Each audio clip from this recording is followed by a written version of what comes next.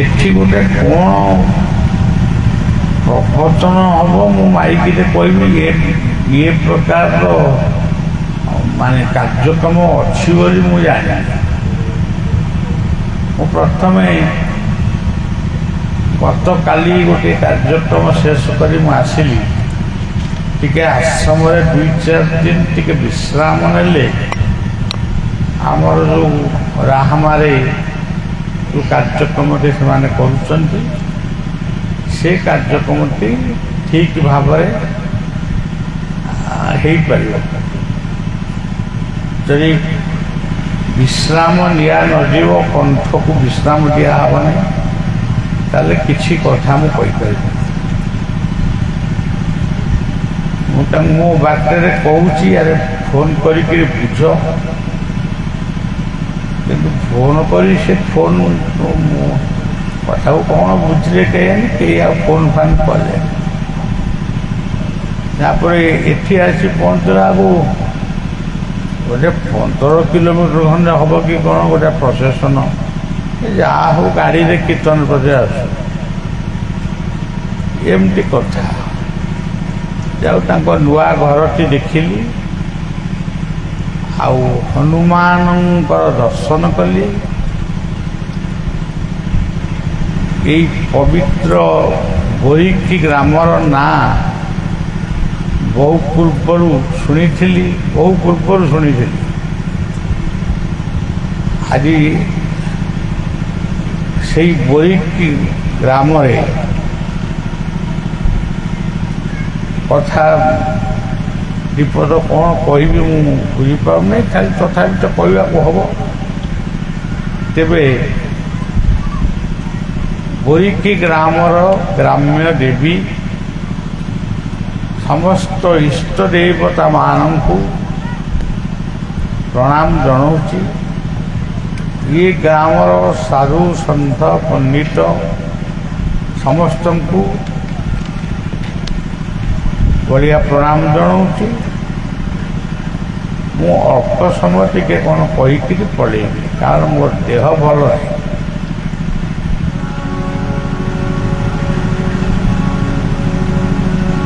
ତେବେ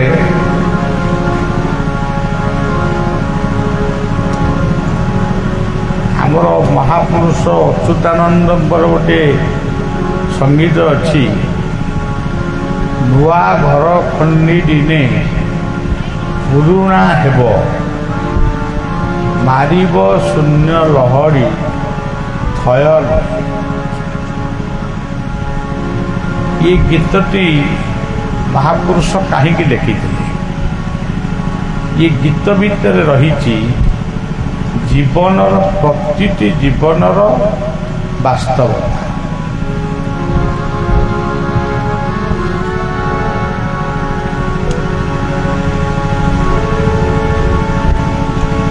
ଆମେ ଯେତେବେଳେ ଜନ୍ମ ହଉ, ଆମ ଜୀବନ ଭିତରେ ଭଗବାନ ବା ସେଇ ଅଦୃଶ୍ୟ ଶକ୍ତି ସେ ଆମ ଭିତରେ ରହନ୍ତି। ତାଙ୍କ ନାମ ସେତେବେଳେ ରାମା ସାମା ଦାମା ଗୋପାଳିଆ ନୁହଁ, ତାଙ୍କ ନାଁ ହେଉଛି ଆତ୍ମା। ଯେଉଁ ବିନ୍ଧାଣିଟି ତୋତେ କଲା ନିର୍ମାଣ, ସେହି ତୋ ଘଟରେ ରହିଲା ଏହା ତୁ ଜାଣ। ମାତୃଗର୍ଭ କଲେ ବା ଲୀଳା କଲେ। ତେବେ ଏଇ ଯେଉଁ ତତ୍ତ୍ୱଟି ଆପଣମାନଙ୍କ ଦିନେ ପୁରୁଣା ହେବ, ମାରିବ ଶୂନ୍ୟ ଲହଡ଼ି ଥୟ। ଗୀତାର ସାଂଖ୍ୟ ଯୋଗରେ ଦୁଇଟି ଶ୍ଳୋକରେ ଦୁଇଟି କଥାକୁ ପ୍ରତିପାଦିତ କଲେ। ତମେ ଗୋଟିଏ ଶ୍ଳୋକ ହେଉଛି, ହେ ଅର୍ଜୁନ, ତୁମେ ଯେଉଁ ଦେହଟିକୁ ଧାରଣ କରି ଗୋଟେ ଜୀବନ ପାଇଛ, ଜୀବନର ଏକ ଯୁଦ୍ଧ କ୍ଷେତ୍ରକୁ ବା କର୍ମକ୍ଷେତ୍ରକୁ ଆସିଛ। ଇଏ କର୍ମକ୍ଷେତ୍ରରେ ଆତ୍ମୀୟ ସ୍ୱଜନମାନଙ୍କୁ ଦେଖି ତମେ ଭୟରେ ଧନୁ ତ୍ୟାଗ କରି ମୁଣ୍ଡରେ ହାତ ଦେଇ ବଇଛ, କିନ୍ତୁ ଏହା ଗୋଟେ ସ୍ୱପ୍ନ। ଜଣେ ଗୋଟିଏ ନୂଆ ବସ୍ତ୍ରଟିଏ କିଣିଲା, କିଛି ଦିନ ପିନ୍ଧିଲା, ତାପରେ ସେ ପୁରୁଣା ହେଇଗଲା। ତେଣୁ ଠିକ୍ ସେଇଭଳି ଯେଉଁ ଶରୀରଟି ମାତୃ ଗର୍ଭରେ ତିଆରି ହେଲା, ସେଇ ଶରୀରଟି ମାନେ ମାଟିରେ ଜନ୍ମ ନେଲା। ସେଇ ସନ୍ତାନଟି ଧୀରେ ଧୀରେ ଧୀରେ ଧୀରେ ବଡ଼ ହେଲା। ଗୀତାରେ ସେ କହିଲେ ଦେହିନୋସ୍ମିନ୍ ଯଥା ଦେହି କୌମାରଂ ଯୌବନଂ ଜରା ତଥା ଦେହାନ୍ତର ପ୍ରାପ୍ତି ଧୀରସ୍ତତ୍ର ନ ମୁହ୍ୟତି। ଯିଏ ଯେତେ ବଡ଼ ଲୋକ ହଉ, ଯେତେ ବଡ଼ ଧନୀ ଲୋକ ହଉ, କିନ୍ତୁ ସେ ଜନ୍ମ ହେବା ମାତ୍ରେ ତାର 4ଟି ଅବସ୍ଥା ସେ ପ୍ରାପ୍ତ ହୁଏ: ବାଲ୍ୟ, ପ୍ରୌଗଣ୍ଡ, ଯୌବନ, ବାର୍ଦ୍ଧକ୍ୟ। କିନ୍ତୁ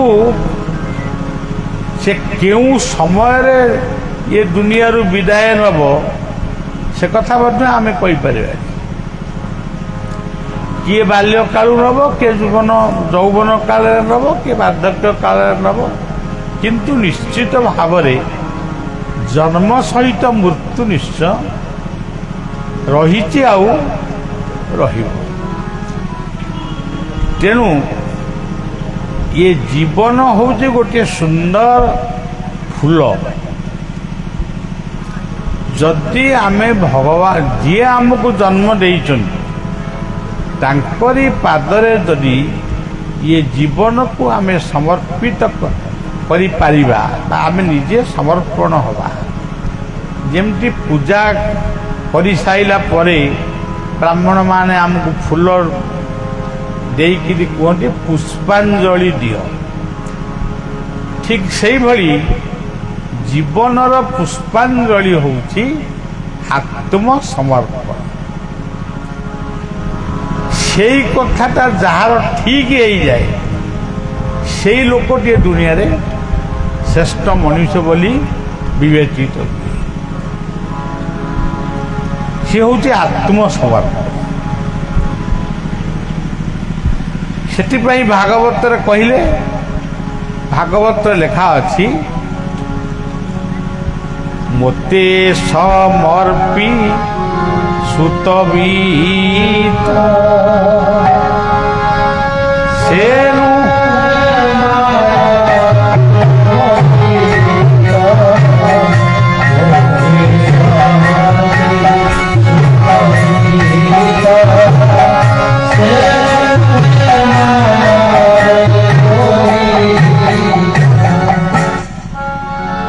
ଯେତେବେଳେ ଆମେ ଇଷ୍ଟଦେବଙ୍କ ପାଖରେ, ଗୁରୁଦେବଙ୍କ ପାଖରେ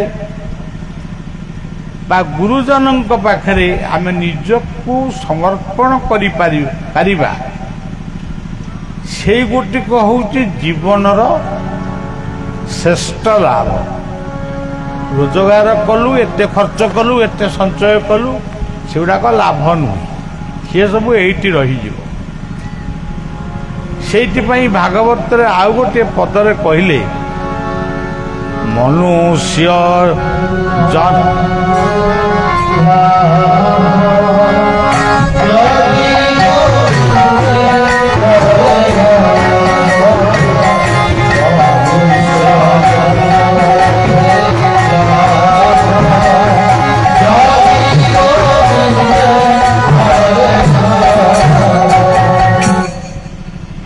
ହନୁମାନ କୋଉ ଯୁଗର? ତ୍ରେତୟା ଯୁଗରେ ହନୁମାନ ରାମଙ୍କର ଦୂତ ହେଇଥିଲେ। ଆଜି ଗାଁ ଗାଁରେ ହନୁମାନଙ୍କର ମୂର୍ତ୍ତି ଆମେ ଦେଖିବାକୁ ପାଉଛୁ। କୋଉଠି ବେଶୀ ଭଲ ପୂଜା ହଉଛି, କୋଉଠି ଭଲ ପୂଜା ହଉନି, ସେ ଅଲଗା କଥା, କିନ୍ତୁ ହନୁମାନ ତିଆରି ହେଇଛି। ଏଇ ଯୋଉ ହନୁମାନ ବୋଲି 4ଟି ଅକ୍ଷର, ଏଇ 4ଟି ଅକ୍ଷର ଭିତରେ ମଧ୍ୟ ଆମ ଜୀବନର ସବୁ, ଆମ ଜୀବନ କ'ଣ, ପୃଥିବୀର ଯେତେ ଜୀବନ ରହିଛି, ପଶୁ ପକ୍ଷୀ ତରୁ ତୃଣ ଲତା, ସମସ୍ତଙ୍କର କଥାଟି ତାରି ଭିତରେ ରହିଛି। ଆଜି ଯୋଉ ପିଲାଟି ଜନ୍ମ ହବ, ଆଜି ଜନ୍ମ ହେଲା, କାଲିକି ଦେଇଦିଏ, ତାପରେ ହେଲା ବର୍ଷେ, ତାପରେ 12 ବର୍ଷ 20 ବର୍ଷ, ଯିଏ ଯେତେ ଦିନ ବଞ୍ଚିଲା। ତାହେଲେ ଜୀବନର ପ୍ରତିଟି ସମୟକୁ ଯିଏ ହରଣ କରନ୍ତି ସିଏ ହେଉଛନ୍ତି ହନୁମାନ। ହ କହିଲେ ହରି, ହରି କହିଲେ ଆମର ଜୀବନର ଦୁଃଖ ଆଉ ସୁଖ, ନିନ୍ଦା ଆଉ ପ୍ରଶଂସାକୁ ଯିଏ ହରଣ କରନ୍ତି। ଆଜି ଆମେ ଏଇଠି ବସିଛୁ ପରୀକ୍ଷାରେ, କାଲିକି ଆପଣମାନଙ୍କୁ କିଏ ପଚାରିବ, ବଳିଆ କାଲି ଏଠିକି ଆଇଥିଲା, ସନ୍ଧ୍ୟାରେ ଆଇଥିଲା, ସାଙ୍ଗେ ସାଙ୍ଗେ ଗଲା। ଆସନ୍ତା କାଲିଟା ଆମ ପାଇଁ 2 ଦିନ ହେଇଯିବ। ତେଣୁ ହ କହିଲେ ହରି, ଯିଏ ହରଣ କରନ୍ତି, ପ୍ରତ୍ୟେକ ମୁହୂର୍ତ୍ତକୁ ଯିଏ ହରଣ କରନ୍ତି, ସିଏ ହେଉଛନ୍ତି ହରି। ହରି କହିଲେ ସିଂହ,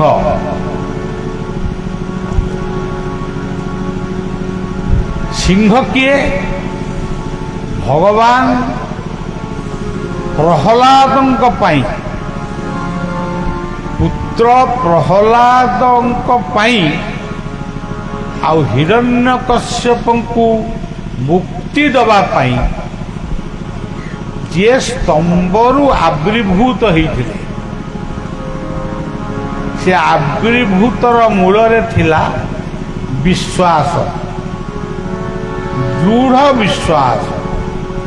ଯେତେବେଳେ ହିରଣ୍ୟକଶ୍ୟପ ପ୍ରହ୍ଲାଦକୁ ପଚାରିଲେ ଯେ ତୁ ଯୋଉ ହରି ହରି ବୋଲି କହୁଛୁ, ସେ ହରି ବର୍ତ୍ତମାନ କୋଉଠି ଅଛନ୍ତି? ସେ ଉତ୍ତର ଦେଲେ ସବୁଠି ଅଛନ୍ତି। ପୂର୍ଣ୍ଣମଦ ପୂର୍ଣ୍ଣମିଦଂ ପୂର୍ଣ୍ଣାତ ପୂର୍ଣ୍ଣମୁଦଚ୍ୟତେ ପୂର୍ଣ୍ଣସ୍ୟ ପୂର୍ଣ୍ଣମାଦାୟ ପୂର୍ଣ୍ଣମେବାବଶିଷ୍ୟତେ। ସେ ସବୁ ଜାଗାରେ ଅଛନ୍ତି। ତେଣୁ ହିରଣ୍ୟକଶ୍ୟପ ପୁଅର ବିଶ୍ୱାସକୁ ପରୀକ୍ଷା କରିବା ପାଇଁ ସେ ଭାବିଲେ, କହିଲେ ପୁଅ ଯାହା କହୁଛି ସତ ହେଇଥିବ, ଗୋଟା ପଥର ଖୁମ୍ବ ଭିତରେ କ'ଣ, ପଥର ଖୁଣ୍ଟ ଭିତରେ କ'ଣ ହରି ଥିବେ? ତେଣୁ ସେ ଜାଣି ଶୁଣିକିରି ପଚାରିଲା ଯେ ତୁ ହରି କ'ଣ ଏଇ ସ୍ତମ୍ଭ ଭିତରେ ଅଛନ୍ତି? ଦୃଢ଼ ବିଶ୍ୱାସ। ଯଦି ବିଶ୍ୱାସ ଆମର ଦୃଢ଼ ରହିବନି, ତାହେଲେ ଆମେ କେବେ ହେଲେ ସେ ଯେଉଁ ଭକ୍ତି କରିବୁ, ସେ ଭକ୍ତିର ମୂଲ୍ୟ କିଛି। ସେଥିପାଇଁ ଭାଗବତରେ ମଧ୍ୟ କୁହାଗଲା, ମୂଳଟି ଅଟଇ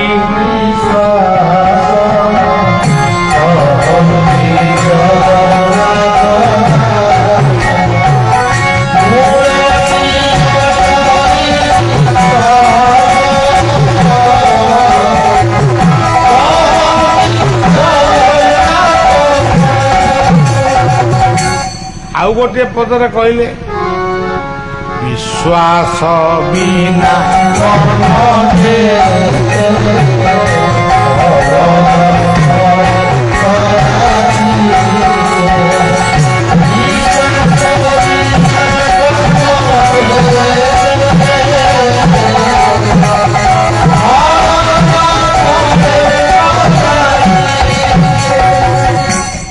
ରାମଚରିତ୍ର ମାନସରେ ତୁଳସୀ ମଧ୍ୟ କହିଲେ ଶ୍ରଦ୍ଧା ବିଶ୍ୱାସ ରୂପିଣ। ଯଦି ଆମ ଭିତରେ ଶ୍ରଦ୍ଧା ନାହିଁ କି ବିଶ୍ୱାସ ନାହିଁ, ଆମେ ଯେତେ ପ୍ରକାରର ଯାହା କଲେ ବି ସେଟା ଲୋକ ଦେଖାଣିଆ ହେଇ। ଗୀତାରେ କହିଲେ ଶ୍ରଦ୍ଧାବାନ ଲଭତେ ଜ୍ଞାନ। ତେବେ ଯାହା ହଉ କହିଲେ ହରି ଶବ୍ଦର ଅର୍ଥ ହେଉଛି ସିଂହ। ତେଣୁ ଭଗବାନ ଭକ୍ତ ପାଇଁ ନରସିଂହ ଅବତାର ହେଇଥିଲେ। ନରହରି ସତ୍ୟ ଦୈତ୍ୟ କୁଳାଦିନାଥ ମନ୍ଥନମ୍ ସୂର୍ଯ୍ୟନ୍ଦୁବି କେଶରୀ ତ୍ରେତାୟାଂ ଦଶ କଣ୍ଠ କଣ୍ଠ ହରଣ ରାମାଭିରାମାକୃତି ଗୋପାଳନ ପରିପାଳନ ବ୍ରଜକୁଳେ ଭାରା ହରେ ଦ୍ୱାପରେ ଶ୍ରୀ ଗୌରାଙ୍ଗ ପ୍ରିୟ କୀର୍ତ୍ତନ କଳିଯୁଗେ ବ୍ରଜେତ ସତୀ ନନ୍ଦନ। ସେ ସତ୍ୟରେ ହଉଛନ୍ତି ନୃସିଂହ ନର ହରି। ତ୍ରେତୟା ଆମେ ଦେଖିନୁ, ତେବେ ଶୁଣିଛୁ ତ ତ୍ରେତୟା ଯୁଗ ଥିଲା। ସେ ତ୍ରେତୟା ଯୁଗରେ ସେ ନିଜେ ଗୋଟେ ହରି କହିଲେ ମର୍କଟ। ସେ ମର୍କଟ ରୂପକୁ ଧାରଣ କରିଥିଲେ, କିନ୍ତୁ ସେ ଆମ ଗଛ ବୃକ୍ଷରେ ଗାଁ ଗଣ୍ଡାରେ ଉତ୍ପାତ କରୁଥିବା ମର୍କଟ, ସେଇ ଜାତିର ମର୍କଟ ସେ ନୁହନ୍ତି। ସିଏ ହଉଛନ୍ତି ରୁଦ୍ରାବତାର, ଶିବଙ୍କର ଅବତାର। ସିଏ ହଉଛନ୍ତି କେଶରୀ ନନ୍ଦନ। ସିଏ ଯେତେବେଳେ ମା ଅଞ୍ଜନାଙ୍କ ଗର୍ଭରେ ବଢୁଥିଲେ, ମା ଅଞ୍ଜନା ସେତେବେଳେ ଯୋଗ କରୁଥିଲେ। ଯୋଗ, ଆସନ, ଧ୍ୟାନ, ପ୍ରାଣାୟାମ କରୁଥିଲେ। ସେଇ ସମୟ ଭିତରେ ହନୁମାନ ତାଙ୍କ ଗର୍ଭରେ ମାନେ ସଞ୍ଚରଣ ହେଇଥିଲେ। ତେଣୁ ତାଙ୍କୁ ସେଇଥିପାଇଁ କୁହାଯାଏ ପବନ ନନ୍ଦନ। କିନ୍ତୁ ପ୍ରକୃତରେ ହନୁମାନଙ୍କ ବାପା ହେଉଛନ୍ତି କେଶରୀ, ତାଙ୍କ ମା ହେଉଛନ୍ତି ଅଞ୍ଜନା। ତେବେ ତ୍ରେତୟାରେ ସେ ନିଜେ ରାମଙ୍କର ଦୂତ ରୂପରେ ହରି ହେଲେ। ହରି କହିଲେ ହନୁମାନ। ଯେତେବେଳେ ଦ୍ୱାପର ଯୁଗ ଆସିଲା, ଦ୍ୱାପର ଯୁଗରେ ସିଏ ନିଜେ ରାଧା ହରି ହେଲେ। ସେଠି ହରି କୃଷ୍ଣ ହେଲେ। ରାଧା ରାଣୀ ଆରାଧନାର ଯିଏ ପ୍ରତୀକ ସେ ହଉଛି ରାଧା। ରାଧା ଗୋଟିଏ ବ୍ୟକ୍ତି ନୁହେଁ କି ଗୋଟିଏ ମୂର୍ତ୍ତି ନୁହେଁ। ରାଧା ହଉଛନ୍ତି ଗୋଟେ ଆରାଧନାର ପ୍ରତୀକ। ଏଠି ହନୁମାନଙ୍କୁ ଯିଏ ପୂଜା କରୁଛି ବା କରୁଥିବେ, ସିଏ ମଧ୍ୟ ରାଧା। ଆମ ଘରେ ଆମେ ଠାକୁର ଘର ଗୋଟେ ଘର କରିଛୁ, ଠାକୁରଙ୍କୁ ପୂଜୁଛୁ। ଯେତିକି ସମୟ ଆମେ ପୂଜା କରୁଛୁ, ରାଧା ନହେଲେ ସେ ପୂଜାକୁ କେହି ଗ୍ରହଣ କରିପାରିବେ। ଆପଣ ଶିବ ମନ୍ଦିରକୁ ଯିବେ, ରୁଦ୍ରାଭିଷେକ କରିବେ। ରୁଦ୍ରାଭିଷେକ କରୁଥିବା ବେଳେ ଆମେ ସେତେବେଳେ ରାଧା ହଉ। ରାଧା ମାନେ ଆରାଧନା। ତେଣୁ ଦ୍ୱାପର ଯୁଗରେ ସେ ହେଲେ ରାଧା ହରି। କୃଷ୍ଣ ନିଜେ ହରି ହେଲେ। ଆମର ଭାଗବତରେ ବି ସେୟା କୁହାଯାଏ। ମୁଁ ଖାଲି ଟିକେ ପଢି ଦଉଛି। ନମୋ ନୃସିଂହ ଚରଣ ଅନାଦି ପରମ କାରଣ ଲୀଳା ବିଧୃତ କଳେବର ଦେବ ମାନବେ ଅଗୋଚର ମାୟା ସଂସାରେ ଯାର ଲୀଳା ଯା ନାମ ଭବ ଜଳେ ବେଳା କରୁଣା କଟାକ୍ଷ ପ୍ରକାଶେ ଭକତ ଜନ ଦୁଃଖ ନାଶେ ସେ ହରି ଚରିତ ପ୍ରକାଶ ଶ୍ରୀ ଭାଗବତ ଏକାଦଶ। ଏଠି ହରି ହଉଛନ୍ତି ସ୍ୱୟଂ ଭଗବାନ କୃଷ୍ଣ। ତେବେ ଏଇ ଯୋଉ ଯୁଗରେ ଆମେ ଅଛୁ ଆକୁ କ'ଣ କହୁଛନ୍ତି କଳି ଯୁଗ। ସେ କଳି ଯୁଗ ହଉ ଯୋଉ ଯୁଗ ଏ ଯୁଗରେ ହରି କିଏ? ହରି ହଉଛନ୍ତି ନାମ କୀର୍ତ୍ତନ। ଆମେ ରାସ୍ତା ପାଖରୁ ଏପର୍ଯ୍ୟନ୍ତ ଆସିଲୁ। ଆଗରେ ଗୋଟେ ଗାଡ଼ି ଥିଲା, ସେ ଗାଡ଼ିରେ କୀର୍ତ୍ତନିଆ ମାନେ ବସିଥିଲେ, ନାମ କରିକିରି ଆସୁଥିଲେ। ଏଇ ନାମ ହିଁ କଳି ଯୁଗରେ ସାକ୍ଷାତ ଭଗବାନ ବା ନିଜେ ହଉଛନ୍ତି ସେ। ତେଣୁ ସେଥିପାଇଁ ଆମେ ଭାଗବତ ଶେଷରେ ପଢୁ ଗୋବିନ୍ଦ ଗୋବିନ୍ଦ ଗୋବିନ୍ଦ ପଦୁ ଗଳୁଛି ମକରନ୍ଦ ସେ ମକରନ୍ଦ ଆନନ୍ଦେ ବୋଲୋ হরি হরি बोलो आनंदे हरि हरि हरि प्रभु हरि नामे बांधवे हरि हरि से तो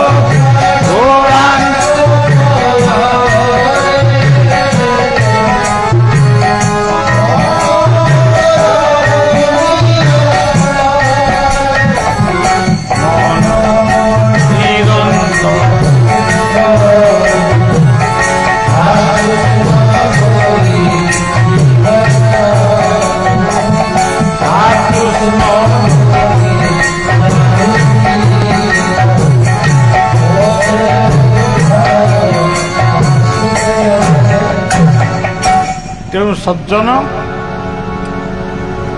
ହନୁମାନଙ୍କର ପ୍ରଥମ ଅକ୍ଷର ହେଉଛି ହ। ଯେଉଁ ହ ସହିତ ଜୀବନର ସମ୍ପର୍କ ଅଛି। ହ କହିଲେ ହଂସ।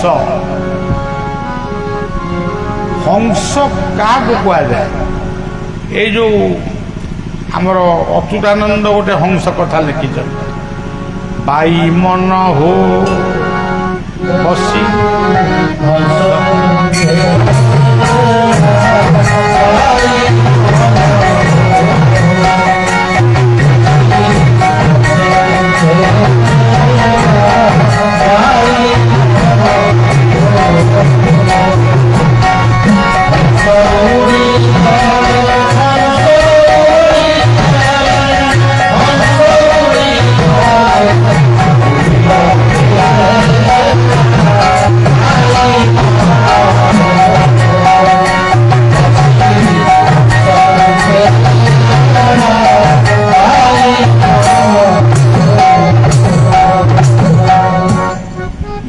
ଗୀତ ମହାପୁରୁଷ ଅଚ୍ୟୁତ ଲେଖିଛନ୍ତି। ଚାରିପଦ ଏଇ ଗୀତଟା। ଏଇ ଗୀତଟିକୁ ବି ଯଦି ଆମେ ଭଲ କରି ବୁଝିଦେବା ତାହେଲେ ସବୁ କଥା ବି ଆମେ ଗୁଡ଼ାଏ ଶିଖିଛୁ, ଗୁଡ଼ାଏ ମୁଖସ୍ଥ କରିଛୁ, ଗୁଡ଼ାଏ ଗପୁଛୁ। ତେଣୁ ଲୋକ ଆମକୁ କହୁଛନ୍ତି ଇଏ ବଢ଼ିଆ ପ୍ରବଚକ, ଇଏ ବହୁତ ଜ୍ଞାନୀ, କିନ୍ତୁ ପ୍ରକୃତରେ ଜ୍ଞାନୀ ସେ ନୁହଁ। ଜ୍ଞାନୀ ତାଙ୍କ ମନକୁ ମନ ଜ୍ଞାନୀ, ମଣିଷ ମାନେ ତାଙ୍କୁ ଜ୍ଞାନୀ ବୋଲି କହୁଛନ୍ତି। ମୋ ମନେ ଜ୍ଞାନ ଦୀପ ଜାରି ଅଜ୍ଞାନ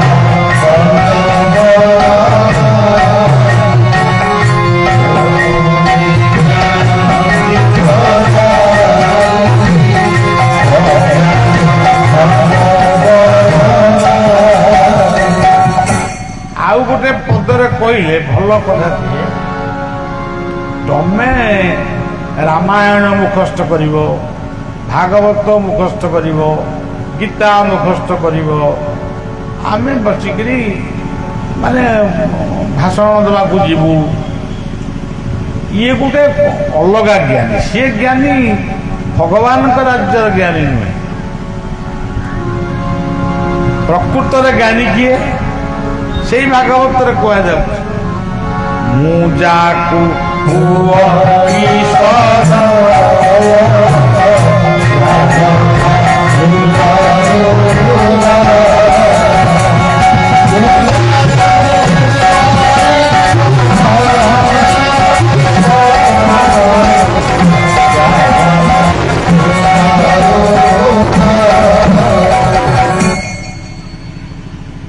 ସିଏ ଯାହାକୁ ସଦୟ ହେବେ, ଜ୍ଞାନ ତା ଭିତରୁ ବାହାରିବ।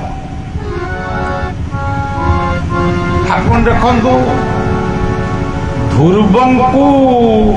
ଧ୍ରୁବ ବସିଥିଲେ ବାପାଙ୍କ କୋଳରେ, ଉତ୍ତାନପାଦଙ୍କ କୋଳରେ ଧ୍ରୁବ ବସିଥିଲେ। ଉତ୍ତାନପାଦଙ୍କର ଦୁଇଟି ରାଣୀ, ଜଣଙ୍କ ନାଁ ସୁନୀତି, ଆଉ ଜଣଙ୍କ ନାଁ ସୁରୁଚି। ସୁରୁଚି ମାଙ୍କର ପୁଅ ନାଁ ହଉଛି ଉତ୍ତମ, ସୁନୀତି ମାର ପୁଅ ନାଁ ହଉଛି ଧ୍ରୁବ। ଧ୍ରୁବ ଯେତେବେଳେ ବାପାଙ୍କ କୋଳରେ ବସିଲେ, ଦେଖନ୍ତୁ ପିଲାମାନେ ସବୁଠାରୁ ମାନେ ନିର୍ଭୀକ ଜାଗା ବୋଲି ଭାବନ୍ତି ବାପ ମାଙ୍କର କୋଳ। ସେମିତି ଧ୍ରୁବ ବସିଛନ୍ତି, ସୁରୁଚି ତାଙ୍କୁ ଉଠେଇ ଦେଲେ, କହିଲେ ଇଏ କୋଳରେ କେବଳ ମୋ ପୁଅ ବସିବ, ତୁ କିଏ? ଧ୍ରୁବ କାନ୍ଦି କାନ୍ଦିକିରି ମାଙ୍କ ପାଖରେ ପହଞ୍ଚିଲା। ତାଙ୍କ ମା ନାଁ ହଉଛି ସୁନୀତି। ସେ କଳୁଗୁରି ମା ନୁହଁ, ଶାନ୍ତ ଶୁଦ୍ଧ ପ୍ରକୃତ ମା। ପୁଅର ଆଖିରୁ ଲୁହ ପୋଛି ଦେଇ କହିଲେ, ଧ୍ରୁବ ତୁ କାନ୍ଦୁଛୁ କାହିଁକି? ନା ମୁଁ ବାପାଙ୍କ କୋଳରେ ବଇଥିଲି, ସୁରୁଚି ମା ଆସି ମତେ ଉଠେଇ ଦେଲେ ଏବଂ କହିଲେ ତୁ ଯୋଉ ଜନ୍ମରେ ମୋ ପୁଅ ହେଇ ଜନ୍ମ ହବୁ, ତୁ ବାପା କୋଳରେ ବସ। ମୋର ଦୋଷ କୋଉଠି ରହିଲା? ମା ସେ ତ ଶାନ୍ତମୟୀ ପବିତ୍ରମୟୀ ଜନନୀ, ସିଏ କଣ କାହା ସାଙ୍ଗେ ଯାଇ କଳି କରି ଆରମ୍ଭ କରିବେ? ସେଇଠି ସେ ଖାଲି ପଦିଏ କହିଲେ, ଗୋଟାଏ ପଦ। ଆମକୁ 100 ପଦ କହିଲେ ବି ଆମର କିଛି ମନେ ରହୁନି। ଗୋଟିଏ ପଦ, ସେ ପଦଟି କଣ? ହରି ଭରସା। କେଇଟି ଅକ୍ଷର? 5ଟି ଅକ୍ଷର ମୋଟେ। ହରି ଭରସା। ଧ୍ରୁବ ପଚାରିଲେ, ମା ହରି କିଏ? ସେ ହରିଙ୍କର ବର୍ଣ୍ଣନା କଲେ। ସେ କୋଉଠି ଅଛନ୍ତି? କାଷ୍ଠ ପାଷାଣ ତରୁ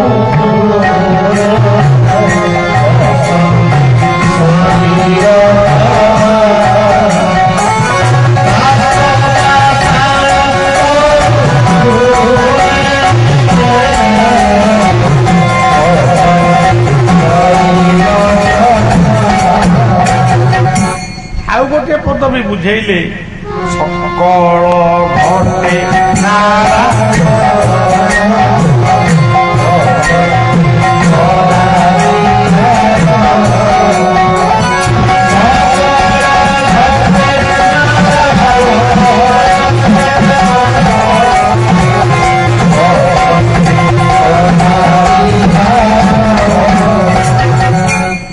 ଧ୍ରୁବ ପଚାରିଲେ, ମା ये बण जंगल पहाड़ पर्वत नद नदी ये सब जगह कौन हरि अछंती? माँ कहले हाँ ଶୋଇପଡ଼, ହରିଙ୍କି ସ୍ମରଣ କରି ତୁ ଶୋଇପଡ଼।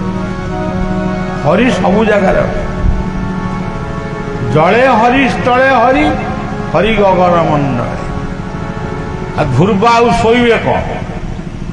ମା ଶୋଇପଇଲେ, କିନ୍ତୁ ଧ୍ରୁବ ମା ଶୋଇଥିବା ସମୟରେ ହରି ହରି କହିକି ଚାଲିଲେ।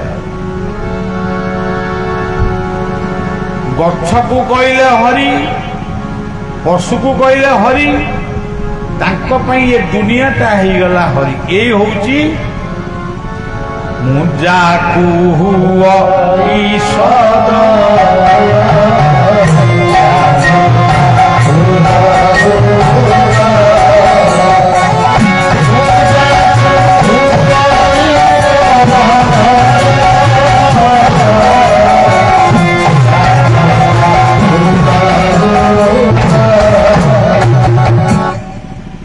ଏଇ ହଉଛନ୍ତି ପ୍ରକୃତ ଜ୍ଞାନୀ।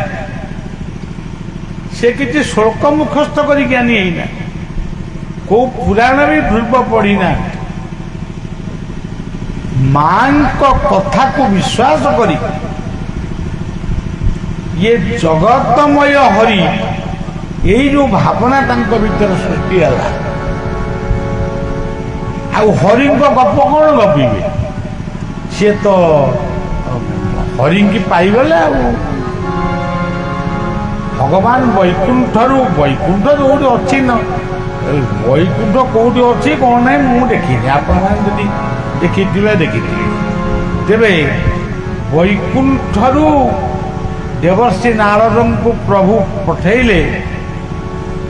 ନାରଦ କହିଲେ ଗୋଟେ କଣ, ନାରଦ କହିଲେ ଯେ ଗୋଟେ ସ୍ୱର୍ଗରେ କୋଉଠି ଯେ ବୀଣା ବଜେଇକିରି ଢିଙ୍କି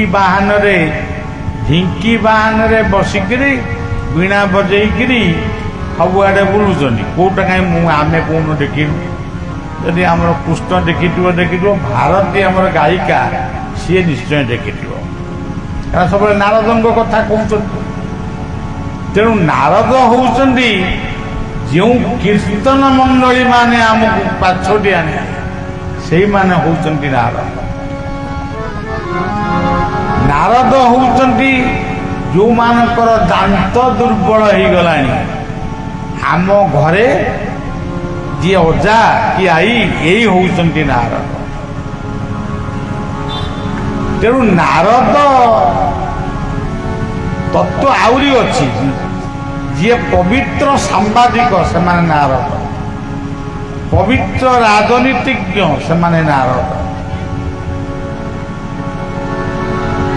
ମୋଟାମୋଟି କଥା, ପୁରାଣ କଥାକୁ ପୁଣି ସମ୍ମାନ ଦେବାକୁ ପଡ଼ିବ। ପୁରାଣରେ ଲେଖା ହେଲା ପ୍ରଭୁ ପଠେଇଲେ ନାମାଚାର୍ଯ୍ୟ ନାରଦଙ୍କୁ, ଯେ ନାମ କରନ୍ତି, ସେ ଧ୍ରୁବକୁ ଗୁରୁ ମନ୍ତ୍ର ଦେଇ ଆସେ। କାରଣ ସେ ମା କଥାରେ ପଳେଇ ଆସିଛି, ହରି ହରି କହିକିରି ଜଙ୍ଗଲରେ ବୁଲୁଛି। ତେଣୁ ତୁମେ ତାଙ୍କୁ ଗୁରୁ ମନ୍ତ୍ର ଦିଅ। ନାରଦ ଆଗରେ ଯାଇ ଠିଆ, ଧ୍ରୁବଙ୍କ ଆଗରେ ଠିଆ ହେଲେ। ନାରଦ କହିଲେ ଆପଣ କିଏ? ନା ମୁଁ ନାରଦ। ଯେ ମୋଟାମୋଟି ସେ କହିଲେ ତୁମେ ଜଙ୍ଗଲରେ କାହିଁକି ବୁଲୁଛ? ନା ମୁଁ ହରିଙ୍କି ଖୋଜୁଛି। ହରି କୋଉଠି ଅଛନ୍ତି? ନା ମୋ ମା କହିଛନ୍ତି ସବୁ ଜାଗାରେ ହରି ଅଛନ୍ତି, ତମେ ବି ମୋ ଆଗରେ ହରି। ସେଇଠି ଗୁରୁ କୃପା ହିଁ କେବଳମ୍। ଜୀବନରେ ସବୁ କୃପା ଆମେ ପାଇବା, କିନ୍ତୁ ଗୁରୁ କୃପା ପାଇବାଟା ଗୋଟେ ସ୍ୱତନ୍ତ୍ର କଥା। ସମସ୍ତେ ସେ କୃପାର ଅଧିକାରୀ ହେଇପାରିବେ। ସେଇଠି ଦେବର୍ଷି ନାରଦ ତାଙ୍କୁ ଗୁରୁ ମନ୍ତ୍ର ଦେଲେ।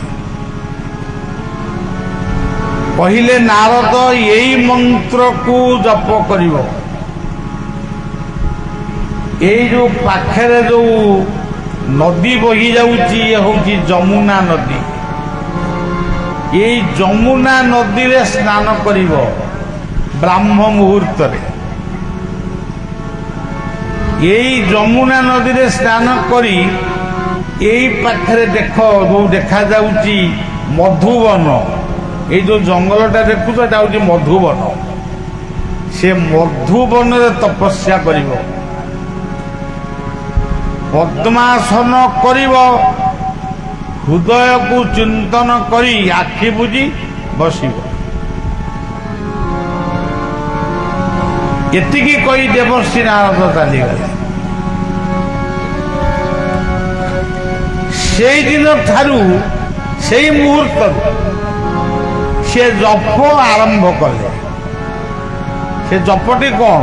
ଆଜିକାଲି ସେ ଜପ ଆଉ ହଉନି। ଯେତେ ଗୁରୁ ତାଙ୍କର ଗୋଟା ଗୋଟା ମନ୍ତ୍ର। ସେ ଆଉ ପୁରୁଣା ମନ୍ତ୍ରକୁ ଆଉ କେହି ପସନ୍ଦ କରୁନାହାନ୍ତି। ଆଉ ଯଦି ପୁରୁଣା ମନ୍ତ୍ର ବି ଗୁରୁ ଦେବେ, ସେ ବି ଗୋଟେ ଶିଷ୍ୟ ମାନେ ଥରେ କହିଲା, ଭାଇ ଏ ମନ୍ତ୍ରଟା ଦେଲେ ମୁଁ ଜପୁଛି, ମୋର ଟିକେ ଇଚ୍ଛା ହେଉଛି ଆପଣ ମୋତେ ଗାୟତ୍ରୀ ମନ୍ତ୍ର ଦିଅନ୍ତୁ। ହଉ ନେ, ତୋର ଇଚ୍ଛା ହେଲାଣି ନେ। ତେଣୁ ସିଏ ମନ୍ତ୍ର ସବୁବେଳେ ମାନେ ଜୀବନ୍ତ। କ'ଣ ସେ ମନ୍ତ୍ରଟି? ଓಂ ନମୋ ଭଗବତେ ବାସୁଦେବା।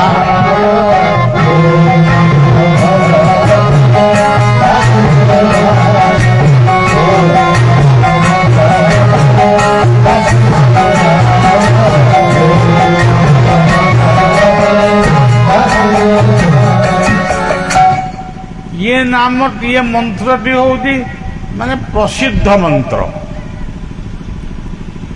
ओम मिशिकी ओम उत्पत्ति स्थिति प्रलय ब्रह्मा विष्णु शिव ये हेले ओम। यही ब्रह्मा विष्णु शिव को सद्गुरु रूप में नमस्कार कर। ओम नमो। तुम तो थरे जीव ब्रह्मा पाक, थरे जीव विष्णु पाक, जीवन सरीज। तेणु भगवान माने एमती परिष्कार कहले जे गुरु को नमणीब नर गुरुटी साक्षात ईश्वर। तेणु गुरु को ब्रह्मा विष्णु शिव रूप में नमस्कार कर। ओम नमो। भ कहले कौन? भक्ति कर। खाली नमस्कार कले कौन हम? भक्ति कर। भक्तिर आउ गोटे अर्थ अच्छी, सेटा होती सेवा। भक्त सेवाया। ग कहले गति। भल काम करवा। आड़ू साड़ू जहाँ कर हम। कर्मठ हुआ। कर्म ही भगवान कर स्वरूप। ये हनुमान टी कौन खाली मन को पूजा पाऊँ? राम से कौन न कथा मुणा गपिले राति पाइब। वो तो तंटी सुखी जाऊँगी, जीव सुखी जाऊँगी, खाली स्टेज बंधा है बाध्य। पैड़ पानी की पीवा द्वारा मुझे कहूँ। ये पैड़ी कौटू आनी कौन? पैड़ एत अमृत पानी जहाँ मोर जीवन धन्य है। अच्छा, ये होचंदी यही जो कथाटी मु कहली, कर्म ही देव कर्म पादे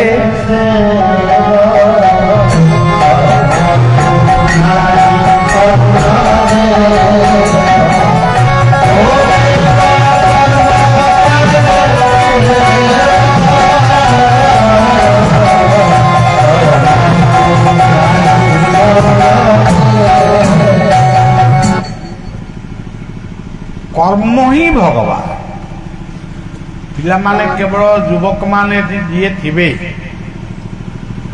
से केवल माने बलिया कही जाऊँगी, मु तो तमरी अंचल लोकटा, मु कौन कौ आई फरेन ତମର ଜଗତସିଂହପୁର ଜିଲ୍ଲାକୁ ମୋର ଜଗତସିଂହପୁର ଜିଲ୍ଲା, ତମର ତିର୍ତ୍ତୋଲ ଥାନାକୁ ମୋର ବି ତିର୍ତ୍ତୋଲ ଥାନା, କି ତମର କ'ଣ କୁଜଙ୍ଗ ଥାନା କି? ଓହୋ ତମର କୁଜଙ୍ଗ ଥାନା। ସେ ଯାହା ଆମେ ଏଇ ଅଞ୍ଚଳର କର୍ମ ପାଇଁ, କର୍ମ ସମ୍ପାଦନ କରିବା ପାଇଁ ପ୍ରଭୁ ଆମକୁ ହାତ ହାତ ଆଙ୍ଗୁଠି ନଖ ପାଞ୍ଚଟା ଆଙ୍ଗୁଠି, ଏ ପାଖରେ ପାଞ୍ଚଟା ସେ ପାଖରେ ପାଞ୍ଚଟା, କୋଉଟା ଛୋଟ କୋଉଟା ବଡ଼, କାହିଁକି ଦେଖୁଛ? କର୍ମ ସମ୍ପାଦନ କରିବା ପାଇଁ।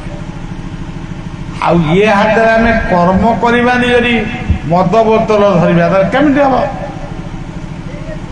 ତେବେ ସଜ୍ଜନ, ମୁଁ ବିଶେଷ ତାକୁ ବ୍ୟାଖ୍ୟା କରି କହୁନି, ଏତିକି କହୁଛି ଯେ ଧ୍ରୁବ ସେଦିନ ବ୍ରାହ୍ମ ମୁହୂର୍ତ୍ତରେ ଯମୁନାରେ ସ୍ନାନ କରି ମଧୁବନରେ ବସିଲେ ନିଶ୍ଚଳ ଭାବରେ, ହୃଦୟକୁ ଚାହିଁକିରି ବସିଲେ, ମାନେ ଆଖି ବୁଜି ହୃଦୟକୁ ଅନେଇଲେ।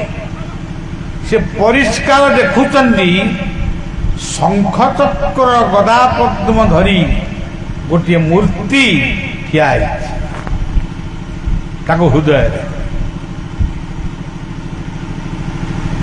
ତେଣୁ ସେ ମନ ଖୁସି ହେଇଗଲା, ସିଏ ଆଉ ଖାଇବା ପିଇବା କଥାରେ ମୁଣ୍ଡ ଦେଲେ।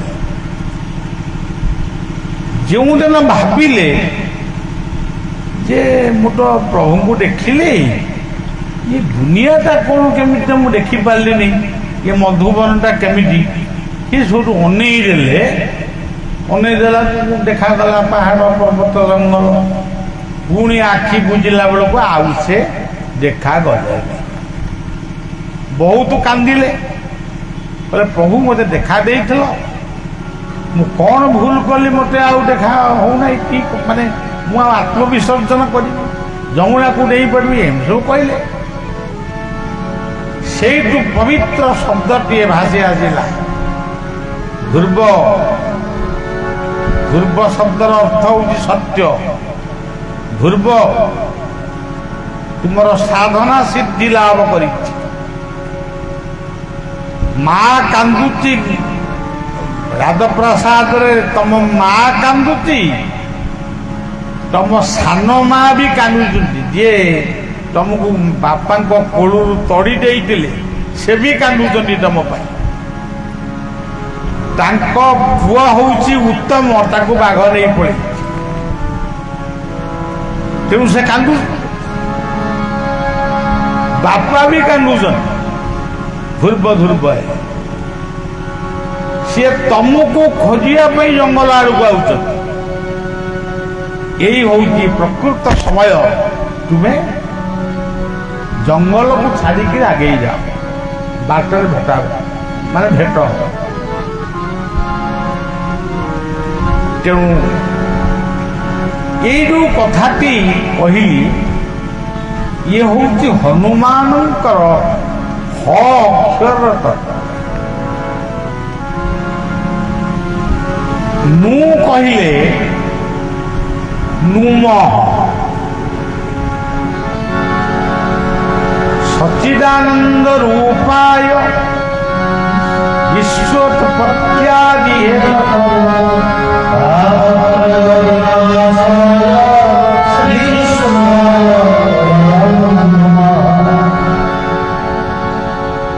सकाळु उठिब हृदय को चिंता करी नमस्कार दिए हो बिछना छाड़ब माटी रे पाद दब माटी माँ को नमस्कार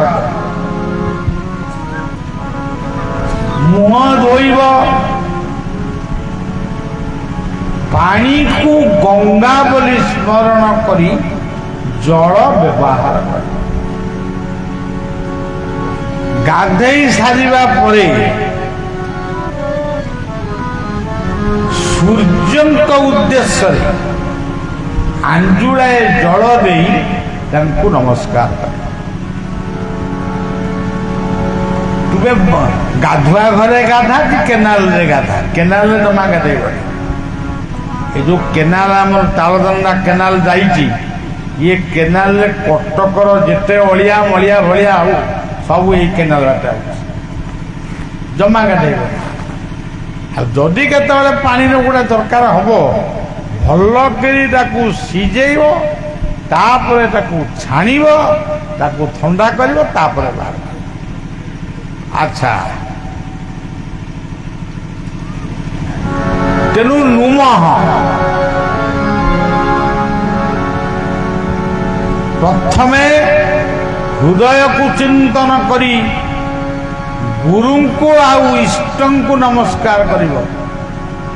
ବିଛଣାକୁ ଛାଡ଼ି ଧରିତ୍ରୀ ମାକୁ ଆଉ ନିଜ ମାକୁ ନମସ୍କାର କରିବ।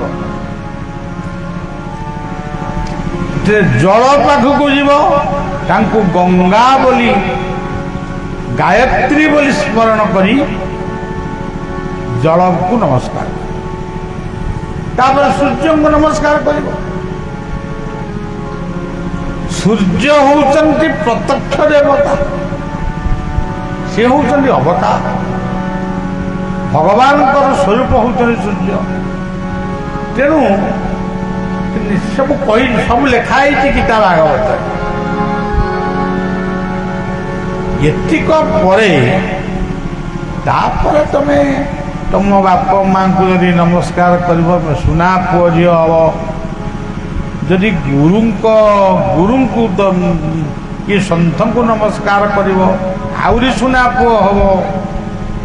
ଆଉ ଜମା ବିଲକୁଲ ନମସ୍କାର ନ କରିକି ବଜାରକୁ ଯିବ, ତମେ କଣ ସୁନା ପୁଅ ହବ? ବଜାରରେ ଚା ପିଇଲ, ତାପରେ ମଦ ପିଇଲ, ତାପରେ କଡ଼ା ପାନ ଖାଇଲ, ଇଏ କଣ ସବୁ ନମସ୍କାର? ତେଣୁ ଭଗବାନ ଗୀତାରେ କହିଛନ୍ତି, ତମେ ଯଦି ମତେ କିଛି ଦେଇପାରିବନି, ତମେ କହିବ ମୁଁ କାକରା ପିଠା କରିଛି, ଚକୁଳି ପିଠା କରିଛି, ସେ ଅମୁକ କରିଛି, ରସଗୋଲା, ସେ ଏମିତି ସବୁ ଭୋଗ ବହୁତ କରିଛ। ସେ ଭୋଗକୁ କଣ ଠାକୁର ଖାଆନ୍ତି? ଠାକୁରଙ୍କୁ ସେ ସମର୍ପଣ ହୁଏ ନା। ଆଉ ଠାକୁର କୋଉଟାକୁ ଖାଆନ୍ତି? କିଏ ଗୋଟାଏ ନଡ଼ିଆ କୋଉନ ଜଗନ୍ନାଥ କାଳେ ନେଇଥିଲେ ଦାସିଆ ହାତରୁ, ସେଇ ରେକର୍ଡଟା ଏପର୍ଯ୍ୟନ୍ତ ସବୁଆଡ଼େ ବାଜୁଛି। ଦାସିଆ ହାତରୁ ନଡ଼ିଆ ନେଲେ, ତମ ହାତରୁ କଣ ନେଇଛନ୍ତି ପୁଅ? ଜୀବର ଗତି ଅନୁଭବ, ତମର ତ ନିଜର କିଛି ଅନୁଭବ ନାହିଁ। ଆଉ ଦାସିଆ ହାତରୁ ନଡ଼ିଆ ଖାଇଲେ, ନଡ଼ିଆକୁ ନେଇକି କଣ ସେ ଚୋବେଇକିରି ଖାଇଲେ ଜଗନ୍ନାଥ? ତାଙ୍କର ଆଗେ ଦାନ୍ତ ଅଛି ଜଗନ୍ନାଥଙ୍କର? ଜଗନ୍ନାଥଙ୍କର ଆମ ଭଳିଆ ଦାନ୍ତ ଅଛି କି? କୋଉ ଦେଖିଛ କି? ସେ ହାତରେ ବି ନେଲେ କି ନା, ହାତରେ ପାପୁଲି ନାହିଁ, ନେବେ କେମିତି? ଇଏ ହଉଛି ଜଗନ୍ନାଥଙ୍କର ମହିମା। ଆମକୁ ବୁଝେଇବା ପାଇଁ ବା ଆମ ଭିତରେ ସେଇ ଜଗନ୍ନାଥଙ୍କ ଭାବ ସୃଷ୍ଟି କରିବା ପାଇଁ ଆମକୁ ଏଇଭଳି ଗୋଟିଏ ପବିତ୍ର ଉଦାହରଣ ଦିଆହେଇଛି। ତାମାନେ ଆମେ ଭାବୁଛୁ ନଡ଼ିଆ ସେ ଖାଇଲେ କିଛି ଏତେ ମହାପ୍ରସାଦ ରନ୍ଧା ହଉଛି, ତାକୁ ଖାଉନାହାନ୍ତି। ଆଗ କଣ ନାହିଁ, ଖାଉଛନ୍ତି କୋଉଠି? ଆଉ ନ ଖାଉଛନ୍ତି ତାହେଲେ ହଉଛି କାହିଁ? ଜୀବକୁ ଭୁଞ୍ଜା ଇ ଭୁଞ୍ଜ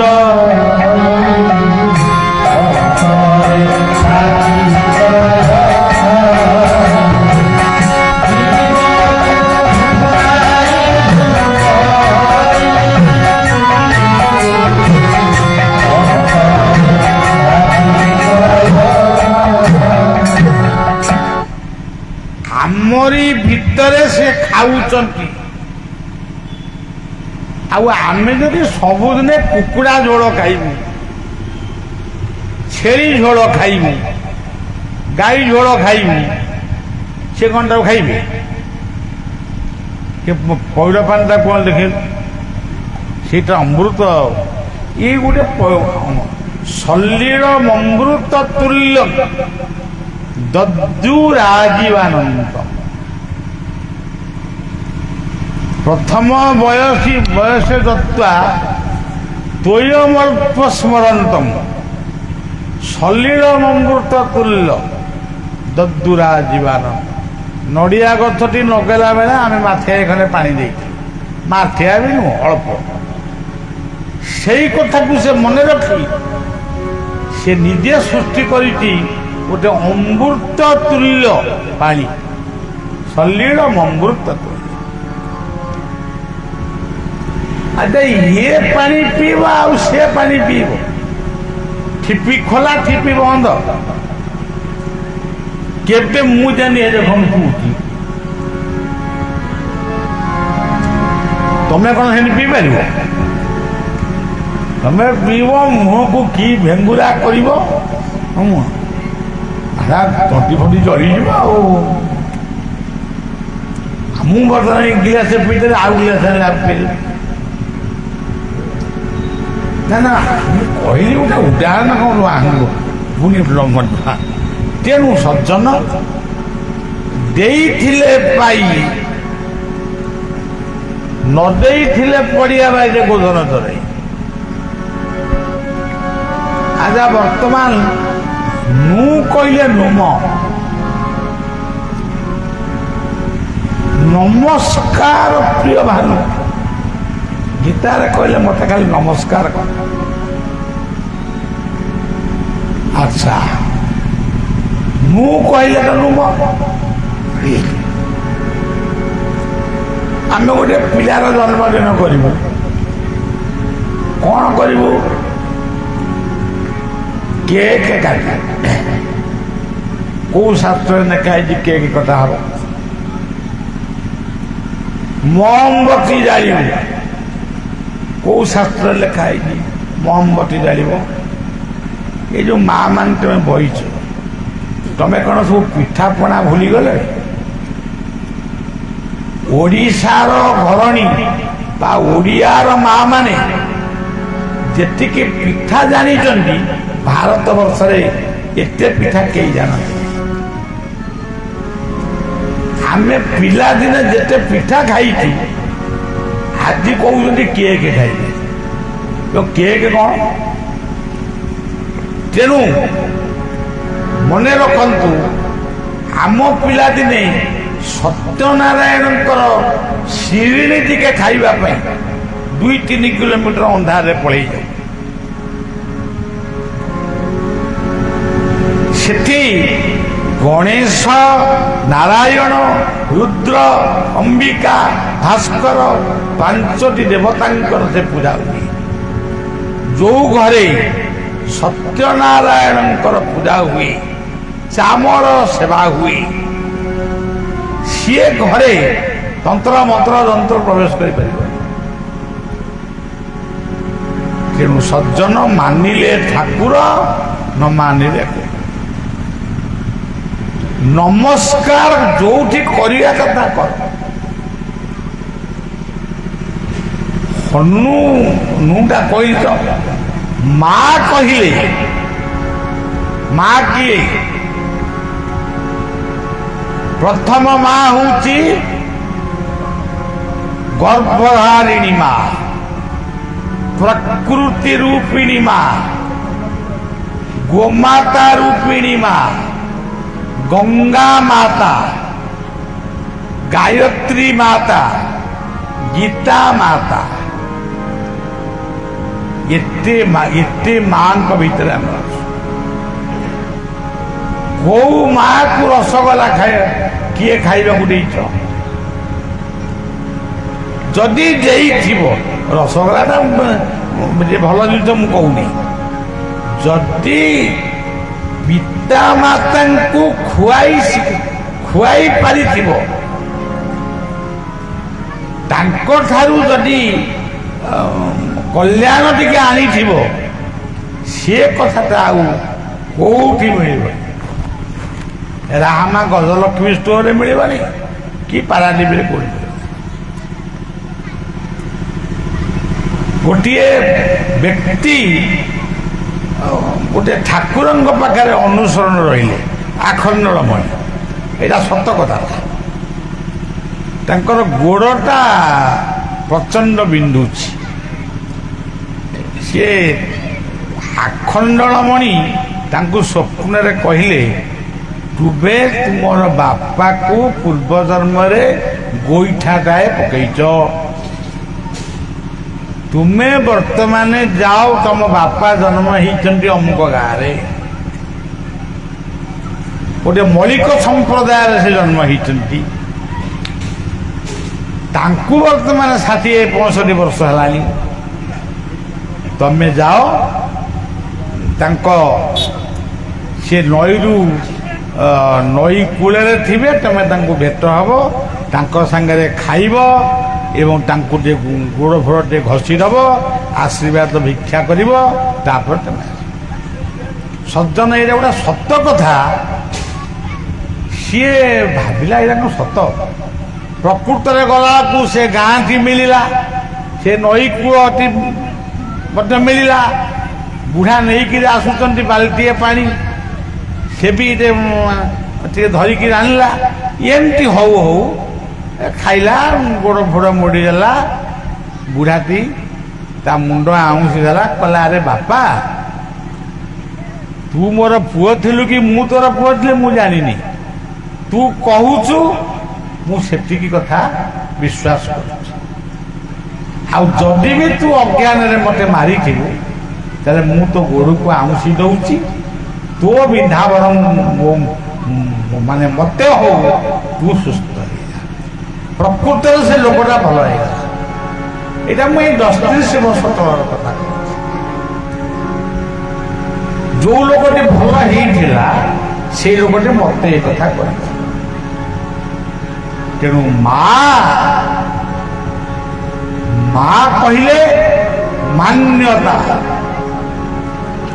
ଇଏ ଧରିତ୍ରୀ ହଉଛି ମା। এইভাবে ভাବରେ ଯୋଉମାନେ ମାନିବେନି, ଆଚ୍ଛା ମାନିବେନି ଆଉ ସେ ତାଙ୍କୁ କହିକି ଲାଭ କଣ? ଆଉ ନ କହିଲେ নম্রতা, ତୁମେ ଯେଡ଼େ ବଡ଼ ଧନୀ ହୁଅ, ମାନି ହୁଅ, ଜ୍ଞାନୀ ହୁଅ, ଯଦି নম্রতা ଗୁଣ ତମ ପାଖରେ ନାହିଁ ତାହେଲେ ସମ୍ପୂର୍ଣ୍ଣ ଭାବରେ ତମ ଜୀବନ ବ୍ୟସ୍ତ। ସେତୁବନ୍ଧ ପ୍ରତିଷ୍ଠା ବେଳେ ସବୁ କପି ମାନେ ବସିଗଲେ, ବାନରାକୃତି ମଣିଷ ମାନେ ବସିଲେ, ସମୁଦ୍ର କୂଳରେ ଗୋଟେ ବିଚାର ବିମର୍ଶ ହେଲା, ଲଙ୍କାକୁ କିଏ ଯିବ, ସୀତାଙ୍କୁ କିଏ ଠାବ କରିବ, ସମସ୍ତେ କହିଲେ ମୁଁ 2-3 କିଲୋମିଟର ଖଣ୍ଡେ ଡେଇଁବି, ଆଉ କିଏ କହିଲା ମୁଁ 5 କିଲୋମିଟର, କିଲୋମିଟର ମାନେ କେହି ଆଉ ଲଙ୍କାକୁ ଡେଇଁଲା ଭଳିଆ ସାମର୍ଥ୍ୟ। ଇଏ ଯୋଉ ହନୁମାନଟି ଇଏ ବଇଥିଲେ ସଭା ପଛରେ, କାହିଁକି নম্রতা, ମୁଁ ଗୋଟେ ବୀର ପୁରୁଷ କାଉଟେ ବୋଲି ସେ କହୁନା, ସେ ପଛରେ ବସିଛନ୍ତି, ସମସ୍ତେ ସଭା ଭାଙ୍ଗିଲେ, ପଛରେ ହନୁମାନଙ୍କୁ ଦେଖିଲେ, କହିଲେ ହନୁମାନ ଆଞ୍ଜନେୟ ତମ ଉପରେ ଆମର ବଡ଼ ଭରସା, ତମେ କ'ଣ ପଛରେ ବଇଛ ନା ଆଉ କ'ଣ କରିଥାନ୍ତି? ସମୁଦ୍ର ପାରି ହେଇକିରି କିଏ ଲଙ୍କାକୁ ଯିବ ନା ମୁଁ ଜାଣିନି, ତମେ କେତେ ବାଟ ଯିବ ନା ତା ମଧ୍ୟ ମୁଁ ଜାଣିନି, ଆଉ କିଏ ଜାଣିଛି ମୁଁ କିଏ, ମୁଁ ମୋ ଭିତରେ କେତେ ସାମର୍ଥ୍ୟ ଅଛି, ମୁଁ କେତେ ବାଟ ଯାଇପାରିବି, ସେ କଥା ଏକମାତ୍ର ପ୍ରଭୁ ହିଁ ଜାଣନ୍ତି। ରାମ ଯଦି ବର୍ତ୍ତମାନ ମୋ ପ୍ରଭୁ ଆସି ମତେ କହିବେ ତୁ ଚାଲ, ତୁ ଯା, ମୁଁ ସାଙ୍ଗେ ସାଙ୍ଗେ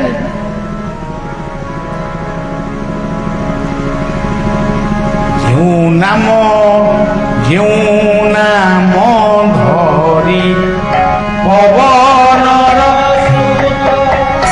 ଦେଇ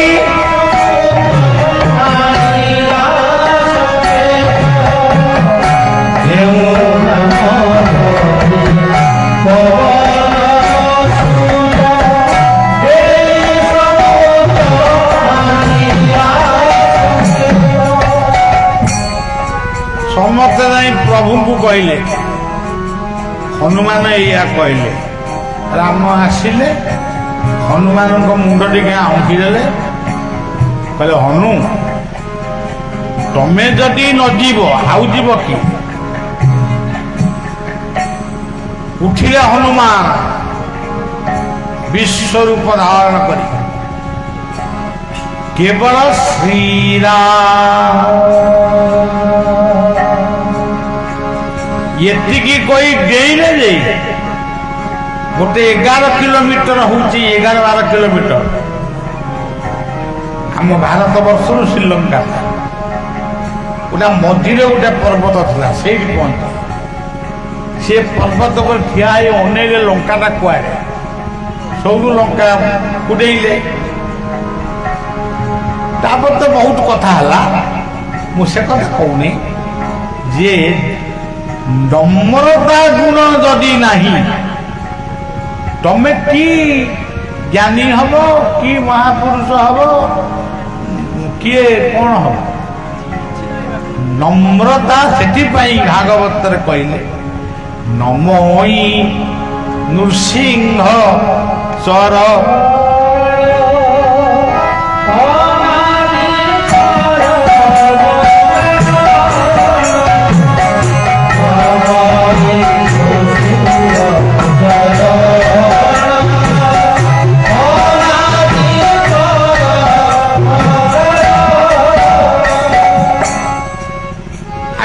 ବହୁତ କଥା ଜାଣିଛି, କିନ୍ତୁ ଗୋଟିଏ କଥା ଦେଖନ୍ତୁ, ଏଇଠି ଗୋଟିଏ କଥା ଶେଷ କରିବା। ହିରଣ୍ୟକଶ୍ୟପ ଶୋଇଛି ଭଗବାନ ନରସିଂହଙ୍କ କୋଳରେ, ପ୍ରହ୍ଲାଦ କିନ୍ତୁ ଠିଆ ହେଇଛନ୍ତି ନରସିଂହଙ୍କୁ ଚାହିଁକି ଠିଆ ହେଇଛନ୍ତି। ପ୍ରଭୁ କହୁଛନ୍ତି ମୁଁ ତୋ ପାଇଁ ଯେତେବେଳେ ଆବିର୍ଭାବ ହେଲି ତୁ ଗୋଟେ ବର ମାଗେ। ପ୍ରହ୍ଲାଦ କହିଲା ପ୍ରଭୁ ସମସ୍ତେ ତ ବର ମାଗୁଛନ୍ତି, ବର ମାଗି ମାଗି ଶେଷରେ ମାଗୁଛନ୍ତି ଆପଣଙ୍କ ପାଦ ପଦ୍ମ, ମୁଁ ତ ଆପଣଙ୍କ ପାଦ ତଳେ ଠିଆ ହେଇଛି, ଆପଣ ମାଗିବି କଣ? ନୃସିଂହ ହସିଲେ, କହିଲେ ନା ନା ତମକୁ ଗୋଟେ ମାଗିବାକୁ ହବ ନା, ଯଦି ମାଗିବି ଆପଣଙ୍କୁ ବି ସତ୍ୟ କରିବାକୁ ହବ। ନୃସିଂହ କହିଲେ ମୁଁ ହଉ ମୁଁ ସତ୍ୟ କଲି। ଆଉ ମୋ ବାପା ଆପଣଙ୍କୁ ବହୁତ ନିନ୍ଦା ଦେଇଛନ୍ତି, ଅନେକ ହରି ଅନୁଷ୍ଠାନକୁ ଭାଙ୍ଗିଛନ୍ତି। ମୁଁ ଯଦି ଆପଣଙ୍କର ଭକ୍ତ ମୋ ବାପା କେମିତି ଗୋଟେ ଅସୁର ହବ? ତେଣୁ ମୁଁ ପ୍ରାର୍ଥନା କରୁଛି ପ୍ରଭୁ ମୋ ବାପାଙ୍କୁ ଟିକେ ମୁକ୍ତି। ସେଇଠି ଭଗବାନ ନୃସିଂହ ଦେବତା ମାନେ ପୁଷ୍ପ ବୃଷ୍ଟି କଲେ। ସେଇଠି ନୃସିଂହ ଗୋଟିଏ କଥା କହିଲେ, ତ ବାପା ଭକ୍ତ ମାନେ କୋଉଠି? ନା ଆପଣଙ୍କ କୋଳରେ।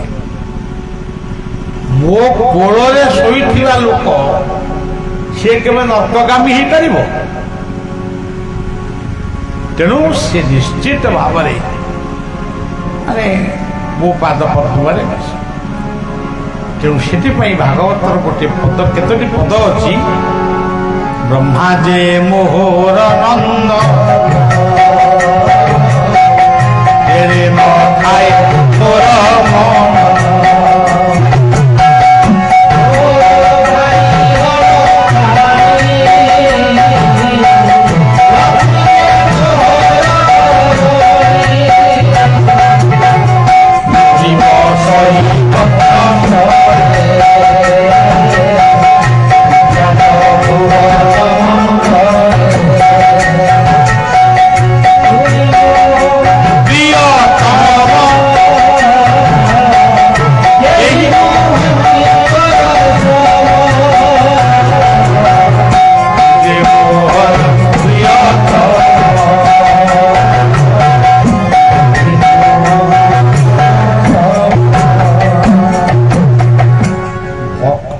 ଭଗବାନ ନିଜେ କହୁଛନ୍ତି ତୋ ଠାରୁ ଆଉ ଦୁନିଆରେ ମୋର କେହି ବଡ଼ ନାହାନ୍ତି। ତେଣୁ ସଜ୍ଜନ ଏଇ ମାଟିରେ ଆଜି ଗୋଟିଏ ସନ୍ଧ୍ୟାରେ ପ୍ରଭୁଙ୍କ କଥା ଟିକେ ହଉଛି, ଆପଣମାନେ ବସି ଶୁଣୁଛନ୍ତି। ଆଜିର ଏଇ ସମ୍ବାଦଟା ସିଏ ଯାଇ ସେଇ ବିଶ୍ୱସ୍ରଷ୍ଟାଙ୍କ ପାଖରେ ପହଞ୍ଚିବ, ଯିଏ ଜଗତର ସର୍ବଶ୍ରେଷ୍ଠ ସର୍ବପ୍ରଥମ ସଦ୍ଗୁରୁ ଏବଂ ସପ୍ତଚିତ୍ ଆନନ୍ଦ, ତାଙ୍କ ପାଖରେ ଯାଇ ଖବର ପହଞ୍ଚିଯିବ। ବୋରିକି ଗ୍ରାମରେ ହନୁମାନଙ୍କ ଦରବାରରେ ଆମେ ଗୋଟିଏ ସତ୍ସଙ୍ଗ କରିବା, ଟିକେ ସତ୍ସଙ୍ଗ ଶୁଣିବା। ଆମେ ଯେତେବେଳେ ଦୁନିଆରୁ ଯିବୁ, ଆଜିର ଏଇ ଯୋଉ ଫଳ, ଏଇ ଯୋଉ ସତ୍ସଙ୍ଗରେ ବସିବାର ଯୋଉ ପୁଣ୍ୟ, ଏଇ ପୁଣ୍ୟକୁ ଆମେ ନେଇ ପୁଣି ପରଜନ୍ମକୁ ଆମେ ଜନ୍ମ ହଉ। ତେଣୁ ସତ୍ସଙ୍ଗର ମହିମା ଏକ ସ୍ୱତନ୍ତ୍ର। ମୁଁ ହୁଏତ ଆପଣମାନଙ୍କୁ ସେଭଳି ବ୍ୟକ୍ତି ନ ହେଇପାରିଥାଏ, କିନ୍ତୁ ସତ୍ସଙ୍ଗ ହଉଛି ପୁଣ୍ୟାମ୍ବୋରି ବିଘଟିନି ବିଘଟିତ ସତ୍ସଙ୍ଗ ମୂଳ ସଦାପଲ୍ଲବିନୀ ବିରକ୍ତି କଳିକା ପ୍ରେମ ପ୍ରସନ୍ନ। ତେଣୁ ପ୍ରକୃତରେ ସଦା ହିଁ ସବୁଠାରୁ ବଡ଼। ମୁଁ ଅସୁସ୍ଥ ହେଇ ପଡ଼ିକି କହୁଛି, ପୁଣି ମୋର ଚଲେଇଛି।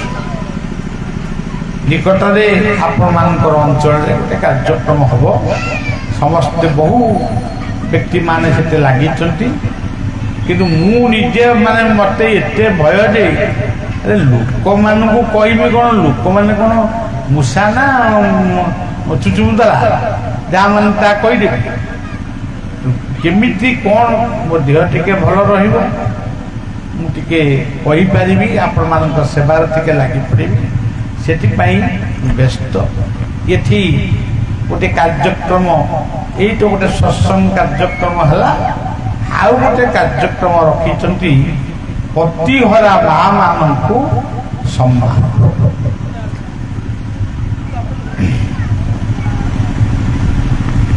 ସେ କାର୍ଯ୍ୟକ୍ରମଟି ଶେଷ କରିକିରି ଆମେ କାର୍ଯ୍ୟ ଶେଷ ଦେ ଦେ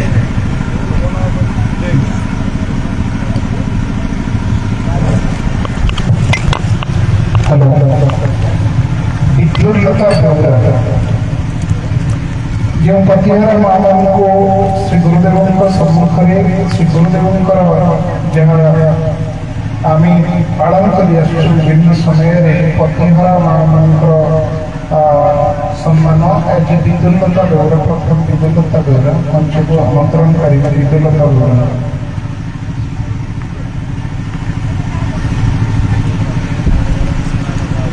संजुक्ता लेंका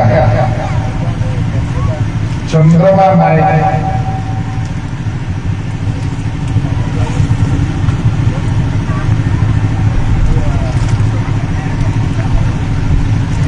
କାମରେ ପକେଇଦେ ଜୟ କାହିଁ କରିବ ଯା ମାଥାଉ ସେଇ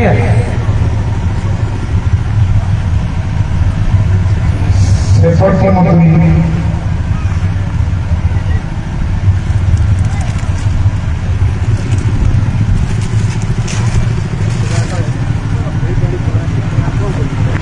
संयुक्ता विश्वाल देवरानी दास भारती सामंत आज जो समय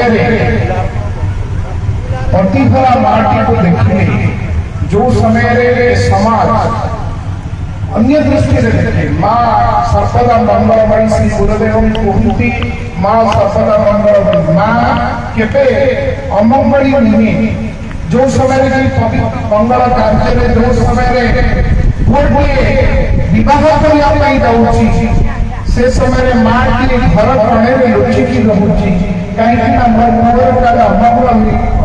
से कुसंस्कार कुप्रथा को दूरेवाई आज पतिहरा माँ मान संबर्धनार এই কথাକୁ ଏ ସମାଜ ଭୁଲି ନ ଯାଉ, ସମାଜ ଜାଣୁ ଯେ ମା କେବେ ଅମଙ୍ଗଳୀ ନୁହେଁ, ମା ସର୍ବଦା ମଙ୍ଗଳମୟୀ।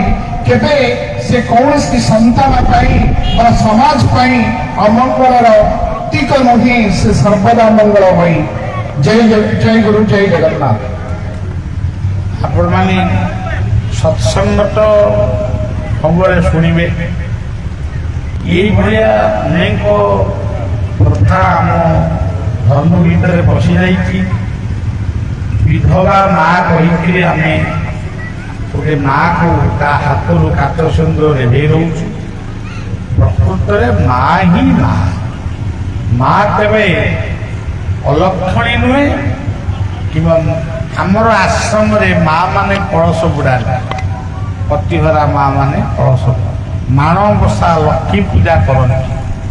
ତେଣୁ ଆପଣମାନେ ମଧ୍ୟ ଏଣିକି ଯେଉଁମାନେ ଠିକ ଭାବରେ ଏହାକୁ ବୁଝିବେ, ଏଇଟା କେବଳ ଏଇଠି ହଉନି। ଆମେ ଯୁଆଡ଼େ ଯାଉ, ଭାରତବର୍ଷରେ ଯୁଆଡ଼କୁ ଗଲେ ବି ଏ କାର୍ଯ୍ୟକ୍ରମଟି ଆମେ ପ୍ରାୟ ଅଳ୍ପ ବହୁତ କରାଯାଏ। ତେଣୁ ଶେଷରେ ସେଇ ମା, ଯେତେ ମା ଦୁନିଆରେ ଅଛନ୍ତି, ବଳିଆର ସମସ୍ତେ ମା। ମୋର ବି ଜନ୍ମଦିନର କାର୍ଯ୍ୟକ୍ରମ ସବୁ ଚାଲିଛି। ମୋର ପିତାମାତାଙ୍କୁ, ସମସ୍ତ ପିତାମାତାଙ୍କ ସହିତ ମୋର ପିତାମାତାଙ୍କୁ ପ୍ରଣାମ ଜଣାଉଛି। ଶ୍ରୀ ଗୁରୁ ପ୍ରେମାନନ୍ଦେ ନାମ ଜପ।